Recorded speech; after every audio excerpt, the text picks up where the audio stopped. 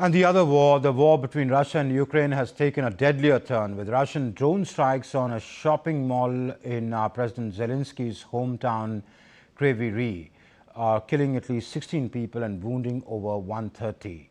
As both sides trade sharp accusations and step up strikes on each other's territory, Divya brings us more in this report. Ukrainian President Volodymyr Zelenskyy has accused Russia of a deliberate act of terror after Russian drones tore through a shopping center in his hometown, Kryvyi Rih. He said Moscow's forces struck twice, deliberately targeting rescue teams as they rushed to help the wounded. An absolute act of Russian brutality. Simply beasts. We will certainly respond. The twin strikes killed at least 16 people and wounded over 130, including over 20 children. A 28-year-old survivor, Katerina, who was inside the mall when the blast hit, described the terrifying moments as the ceiling collapsed around her.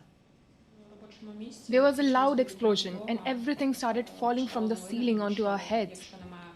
As rescue crews, sniffer dogs and excavators dug through the debris, Regional Governor Alexander Hanza said 4 people are still missing. He rejected suggestions that the site had military value and insisting it was purely a civilian complex. There could not and did not exist any military facilities nearby, not even any logistical facilities, just a shopping and entertainment center on a Friday evening. In Moscow, President Vladimir Putin defended the intensified Russian strikes, claiming they were a direct response to Ukraine's attack on Russian oil refineries and economic infrastructure. The Kiev regime set out to damage our economy. What did it do? It opened this Pandora's box itself. Well then, expect a response targeting your most sensitive economic sectors. Putin also told Russian state television that Moscow's strikes on Ukraine's defense industry were, in his words, effective, and addressed his ruling party ahead of next month's parliamentary elections, asserting Russian forces continue to advance on all fronts.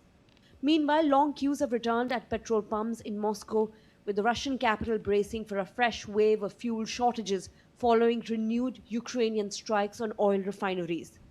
Zelenskyy, meanwhile, warned that Russia may draft another 300,000 troops after its September elections, part of what he called a peripheral mobilization. He also flagged a critical shortage in Patriot interceptors as Ukraine braces for fresh Russian strikes on its power grid this winter. Zelenskyy also met a bipartisan delegation of US senators in Kyiv as Ukraine continues to press Washington for stronger backing in the war effort. On the diplomatic front, Germany's Foreign Minister Johann Wadephul visited Kyiv to offer condolences and pledge continued support, while France promised to speed up air defense deliveries. Leaders from Nordic and Baltic nations also arrived in Kyiv for Flag Day celebrations, a show of solidarity as the war nears its 5th year with no sign of a ceasefire. Divya Shekhar's report for DD India.